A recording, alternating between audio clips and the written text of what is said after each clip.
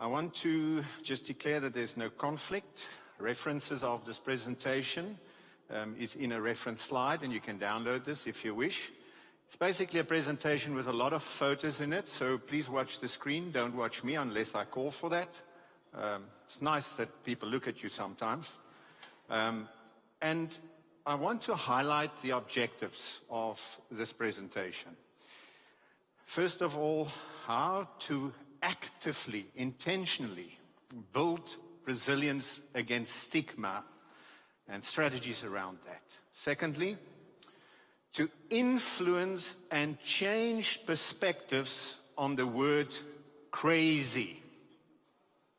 Okay, now that's crazy, isn't it? How do you change the perspective of a word? How do you change the meaning of a word?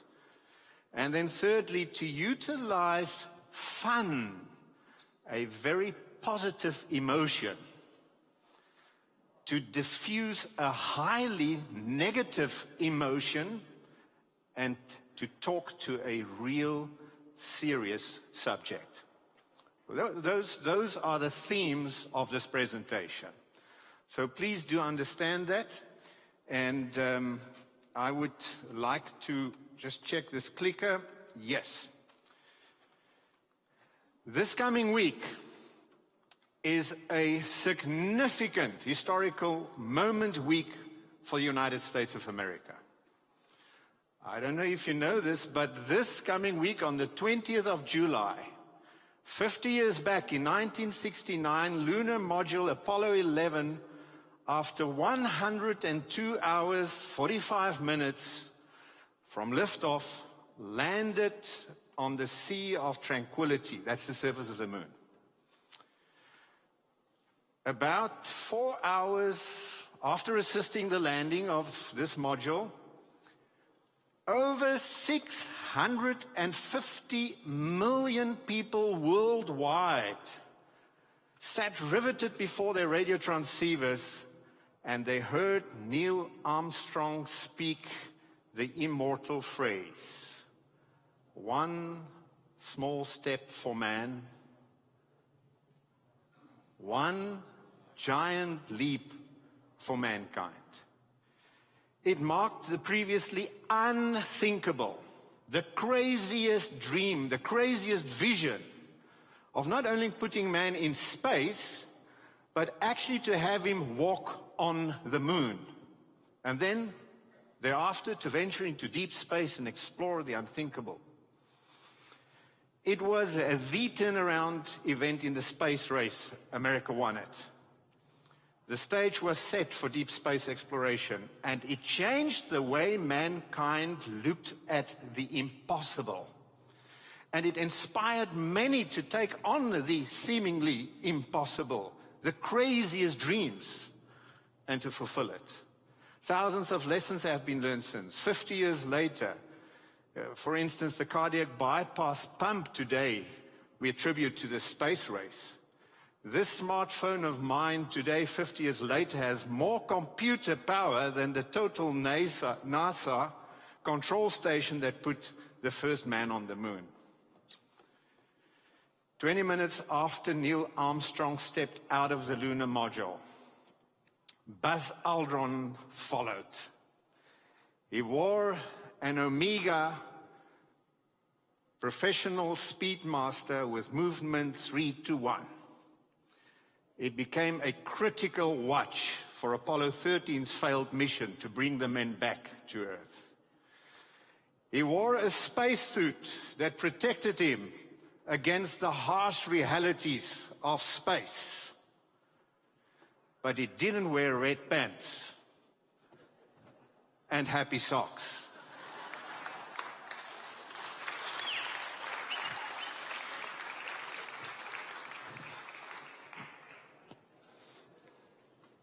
I want to tell you a real story. It's one story of many stories. And it's the story of one person's dream. One person's dream that seemed impossible, but affected and changed the lives of thousands of people. It is one small step someone took. This is one of many stories. And so please just listen to the story as I tell the story and hear the analogy, the metaphor in this story of many good lessons in destigmatizing, changing the word crazy and educating people, and the small step that we as mankind can do in the race for eternity. I am in the space of mental illness and mental wellness. In South Africa, the cost of mental illness takes up 5.7% of our gross domestic product. It alerted us all. It is more than double the budget amount for the total health care of the whole country. The cost of mental illness has escalated exponentially over the past years. South Africa happened to be the highest loss to GDP ratio in the world due to depression, people suffering from mental illness and not being effective in the work. In terms of why do people suffer from depression? What does it do to their lives? It is very clear that misunderstanding, social and cultural stigma surround mental ill health, and it's widespread. According to the World Health Organization, it is the main barrier to treatment. There are effective treatments, but because people are stigmatized, because there is misunderstandings, people don't seek help, and thus the illnesses of despair has escalated to a crazy, out of control, more than 800,000 suicides every year, meaning 45 seconds another person dies. Illness of despair. The barriers to treatment, according to the World Health Organization, is social and self-stigma. Not just the social stigma, but also self-stigma. Also lack of understanding of the mental illness and access to resources. At Vista Clinic, we realized that we had to do something. We cannot allow this reality of people and friends dying around us to influence our lives so negatively. But it was a crazy idea to think that we could somehow have an influence in some way or the other. We thought, we cannot really influence, even though we are trying government's protocol, because the government's will is not really there to deal with mental illness. So what can we do? Well, there are some things we can do. We can attack the stigma. We can also educate people about mental illness and mental wellness. And so we set out on the journey to really do something about the stigma. Now, life lesson number one is to understand, how do you climb a mountain? One of the Sherpas at Mount Everest said, when you're climbing Mount Everest, nothing is easy.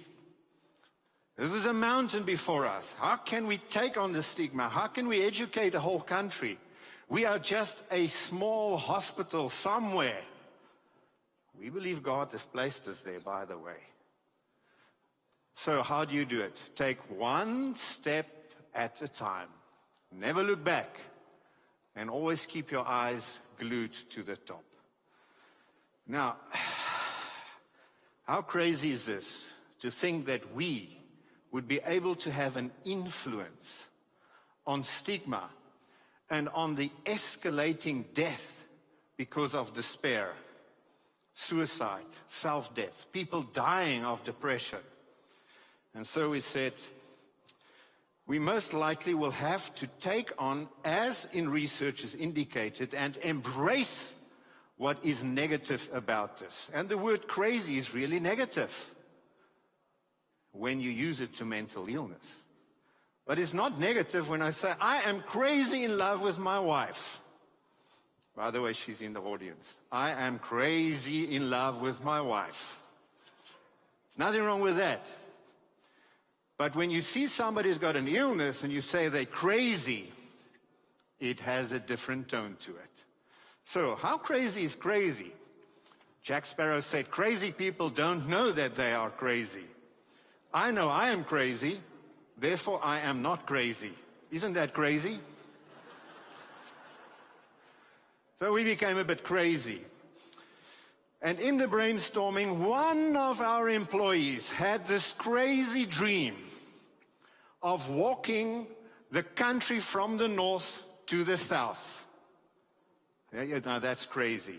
It's 1,500 kilometers. So this crazy dream, a girl called Hanneke Buitendag, as Sigmund Freud said, dreams are often most profound when they seem the most craziest. We latched onto that dream. Team of creative people got together and said, this is our chance.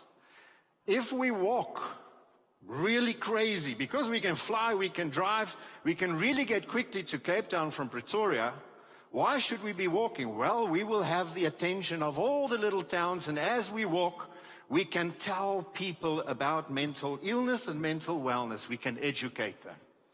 And so we set out determining a route, 1,500 kilometers. Well, to make it really crazy, we had to be visual about it. And so the story continues that we started wearing crazy socks. Well, we had a lot of fun at Vista. By the way, this is the best team building exercise. It's the best culture turnaround. And we asked ourselves, why would we be doing this? Because we want to destigmatize the word crazy. We want to destigmatize mental illness. We want to teach people about mental wellness, because the word mental illness is not spelt crazy. It is an illness. So, our teaching element was happiness helps. I'm not going to get stuck on that. We taught people all along the way, 1,500 kilometers of walking, these 5 key elements to happiness. It's free. Now, we faced this mountain, and really it is a tough mountain to do this whole call. First of all, we had to name it, and thus came the name Crazy for Walking. Beautiful colors, we had it designed, and this is what we set out to do. 1,500 kilometers, and we figured it out, it was going to take us 5 weeks walking from Pretoria to Cape Town. We had a lot of fun, but it was long distance walking, and for the sake of mental health. We had the socks, we had it all going, and then we set out to set up a team. This was our planning team. We got structures in place. We had a PR and media plan, and it took some real hard effort to put it all together. There was a structure put in place, and we got sponsors. It was hard work to get these sponsors. And eventually, after identifying who our stakeholders were, we went to the trustees of the board and we said, we've got this crazy idea. They gave us thumbs up, and we got 4 partners, 4 hospitals that said, we will support this crazy idea. 1 person, 1 hospital, 1 team, 4 hospitals. And so we kept everyone informed with a good communication program. We set up meetings, and the night before the Great Walk, debriefing, preparation, even some psychological discussions on, guys, this is going to be tough. We packed our vehicles. And early in the morning, before sunrise, the first 6 women set out to walk with this one crazy girl. This was support walkers. She's going to walk for 5 weeks. Long roads, support vehicles. The traffic was there. Long outstretched distances. Lonely, long distances. Hazardous environments. Terrible trucks. You get the analogy? The whole story became an analogy. It became a type. It became an example of, kind of a metaphor of the journey that our patients have been taking. Outstretched, huge mountains we had to cross. Yes, and there was a lot of pain and blisters and bruises on the way. Adverse weather conditions, that's snow on the mountain, by the way. Rerouting on the roads. But every now and then there was this beautiful glimmer of beauty right next to this road, this treacherous road. Something started happening. Community started hearing about us. They joined us. They invited themselves. They offered their services. And people started walking with us. The media got hold of it. And all of a sudden, we were on the air. Radio stations, local stations, national stations said there's some crazy people out there. We want to hear what they're doing. They're walking for a cause, and it's a real good cause. We went to so many radio stations, and then the television came. National television, SABC, prime time morning show with the most popular anchor speaking about mental illness and destigmatizing it and mental wellness. Prime time morning espresso TV, many other TVs, and then we hit the big one. Anchor main national news. It was all over the nation. Everybody heard about this crazy walk. We're walking for a cause. And then the day came when the big mountain of Cape Town, Table Mountain, was in sight. And at the play of a band that came together to welcome us, 26 people that walked and supported Haniki reached Cape Town. We have achieved. Now, when we sat down to check the report, we realized we were in the print media, we were in social media, Facebook was buzzing about us, they mentioned us in all of those stations, Facebooks, and we had to keep our trustees happy, so we need to show them there's a good return on investment. We invested 169,000 rand. The media's voluntary contribution came to over 2.5 million rand. That's a 1,450% growth on investment. The mission paid with profit for itself. Did you get that? Oh, we influenced the days. The mission paid with profit for itself. We even changed the name of the days. 10th of October, World Mental Health Day, is no longer 10th of October, it's 10th of Socktober. We have our own brand, and people started to upload their stories of how they were in solidarity and in support or helping us. Kids were posting on social media. Dogs didn't do it, but their owners did that. Radio stations started having competition amongst each other. Who's got the craziest socks on for the day of 10th of October? Babies. We had a success. We were glad. We thanked the Lord. It was tough, but the nation heard of us.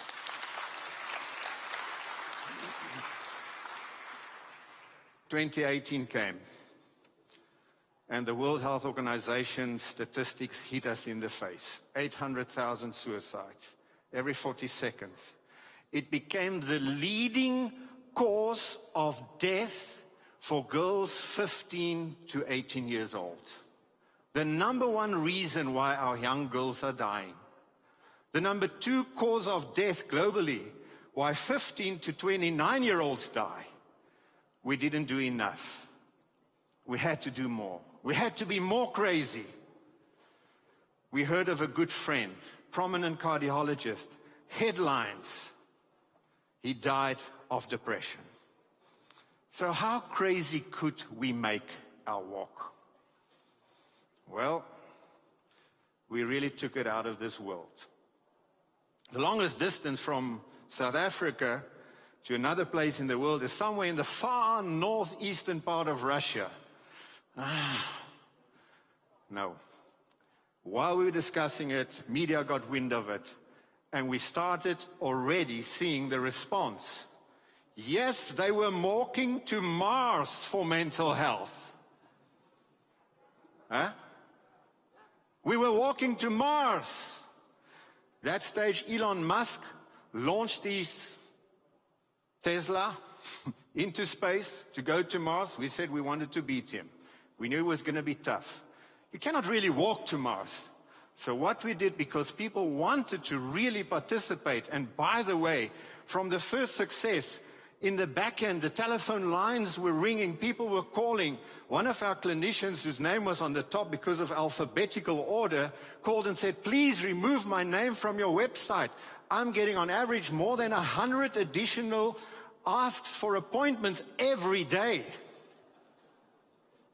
So we developed an app, Crazy for Walking. And we asked people to donate their steps. In 1 week, the week of World Mental Health Week, World Mental Health Day, the 10th of October 2018. And we chose some very prominent key areas in the country. That's our White House. It's not white, but it's our White House. We chose some very prominent places in the malls with various participants that volunteered, and they started donating their steps in that week. People walked up the mountains. They carried our banner and flags. Everywhere we got pictures of people doing the crazy walk in solidarity of mental illness and destigmatizing and teaching people about mental wellness. Our media went ballistic, quadrupled. We had primetime TV, national TV. We couldn't keep up. We had to train additional people to go and help us to speak to the media, the television, the radio stations. We were so busy, a whole team was set up for that. It came into the newspapers, we didn't even know about it. Some people somewhere just joined. Old age homes started walking. What did we achieve? In 1 week, the steps donated to mental wellness, destigmatizing mental illness, we walked 305,000 kilometers. Well, we didn't reach Mars, but we did land on the moon.